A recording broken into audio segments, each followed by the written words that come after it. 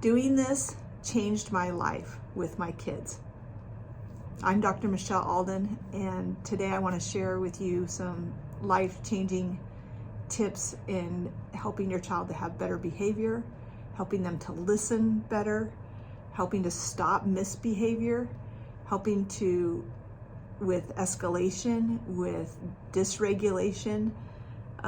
This actually creates discipline that is not damaging to your relationship with your child. In fact, as I started to do this, my relationship with my children was so much better. So what is it, right? The one thing I want to share with you today is the power of moving in closer to your kids. So I work with a lot of families that have very aggressive children, and maybe you feel like when your kids are upset that you are too aggressive as well. And so I want to encourage you to move in closer, but I want you to also keep in mind that I want you to be as safe as possible. A lot of times we send kids away when they're having a tantrum or they're escalated because we're worried about damage, what they're going to do, them hurting somebody else.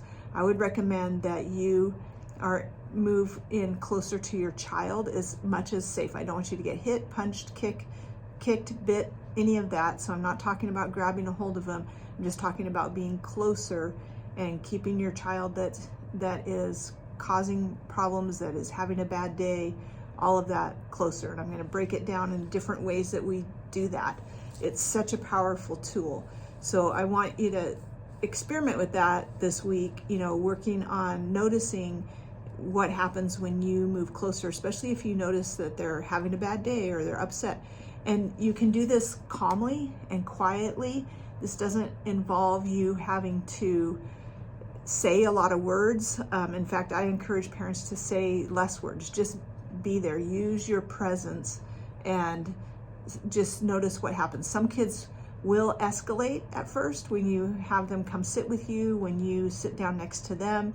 It's a great tool. So I started using this after I worked at a camp for kids that had been abused, abandoned, neglected, and a lot of high conflict kids. And I just saw so much power in being close to them.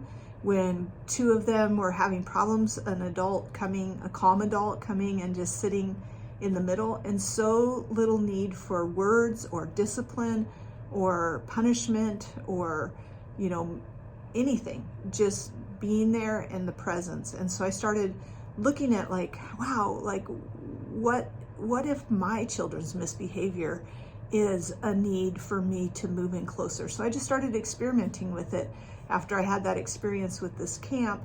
And that whole next year, I just saw so much power in doing that. When they were upset, when they were misbehaving, just going in close rather than yelling or lecturing, getting in close, having them come with me or sit with me, or sitting next to them, or standing and even just waiting.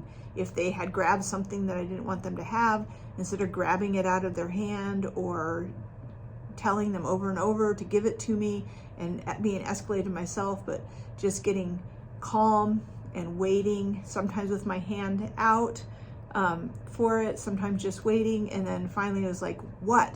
It was like, I'm waiting for you to hand that to me. And sometimes there's a little bit of pride in us. We don't want to just give up, so they might not do it in the way that we hope for, like, here you go, I'm sorry I took it, all of that. Instead, it was like maybe, they were like, fine, and put it on the counter or whatever. But it was that just that power, and then not diving into it with a lecture or ruining kind of that moment, but staying close even after that, because I'm not sure where they are and in terms of their escalation or what they're going to do next. So being close by. And this was with multiple kids at that time when I was experimenting with this. I had 5, and I've done this with families. I think the biggest family that I worked with was a family that had 8 kids still at home. And it's just so powerful especially if you can be closest to the one that's having the most struggle.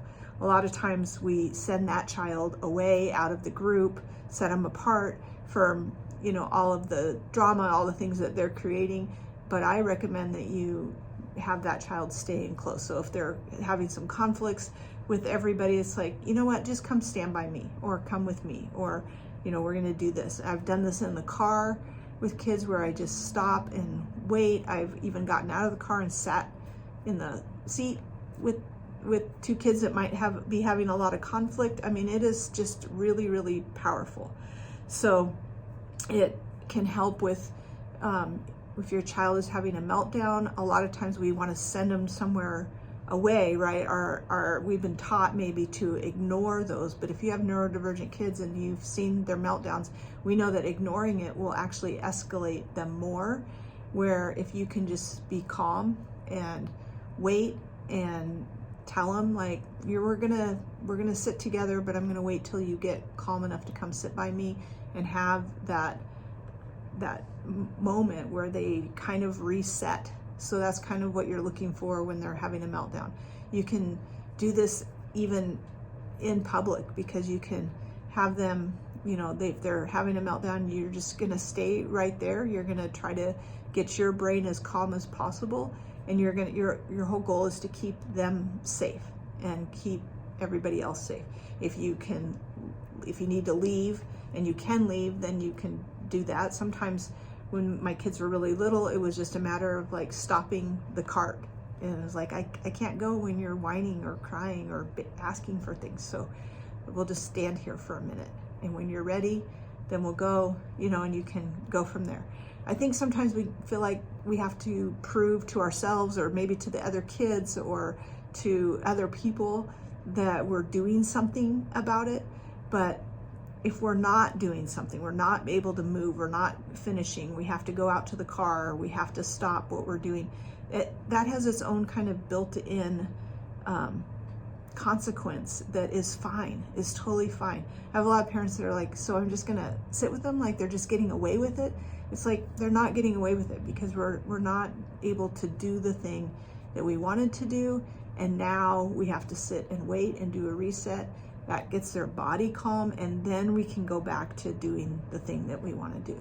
So that is one part of it. The other part of it is just really looking for those opportunities to be close by when things are happening. So if your child's having a bad day, if they're, you know, more escalated than normal, then you're going to want to stay in close. This helps so much with listening. So I'm kind of a one and done person. If you've worked with me at all, I don't like parents having to repeat themselves a lot. I don't feel like it's very effective. I feel like the more we repeat ourselves, the more intense it gets. And I think that when we can say something once, then look for that opportunity to, first of all, I might want to move in closer before I say it. Might want to go up to the child and say, hey, it's time to put that away. We need to go empty the dishwasher. They may have their attention, so I might say it, and then I'm going to be moving towards them and helping them to do that. Okay, let's go.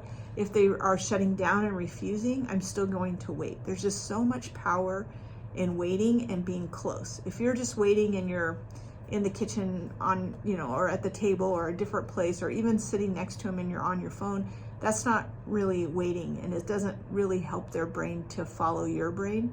And that's what we're really working on, is that they would mirror what's going on in your brain. So work on being really calm, saying it one time, being close. A lot of times with kids, like even with older kids, like I don't know if this is gonna work, even though I've seen it work hundreds of times, and we'll move in close and we'll just wait, and they'll be like, what? It's like, well, we can't do this until you are able to do it. And then they'll be like, fine, and they stomp off to do it. Stay close, because they're still kind of escalated, and you're just gonna, if you can fall into doing that together, you'll get so much more done, and you'll have less lecturing and less stress and less wanting to feel like you are so frustrated, right? So a lot of parents are like, well, I want them to go do this thing. And it's like, yeah, but if we go do it together, I will probably get to the place pretty quickly with a child that then is actually unloading the dishwasher, and I can do this other thing that I wanted to get done. So it's just that proximity is so important. It helps so much with motivation. and just helping them to listen and to do what they do. And it creates its own like discipline that builds connection rather than tearing us apart. So it's not the only tool that you have, but I want you to experiment with using this tool of being close, moving in closer when there's a problem, or having your child come closer to you. Again, be safe. So sometimes kids need to kind of stomp around. And if you're following them around and you're saying a bunch of stuff, even if they're yelling things at you, don't feel like you have to respond or answer. Just be calm. Let them say the things that they need to say. If you need to move other people out of the room that are more cooperative, you can always do that.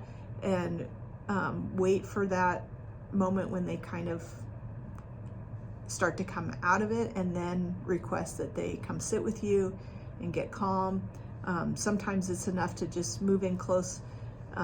If two kids are having conflict, just sit in the middle of it. It just is such an amazing secret weapon, your presence and just being there. But you have to stop lecturing. You have to stop over explaining. You have to stop telling them why you are moving closer or why you want them to do this. You're moving in close. You're being calm. You may say, I'm waiting for you. And when you're ready, let's go. But you're only going to say that one time. Don't keep saying it over and over and over. That's another mistake I hear. It's like, I can give you some things that is scripted out, and then we still want to lecture or say too much. So be calm, quiet, moving closer. Observe times when you can do this with your kids and just watch how it works. Thanks.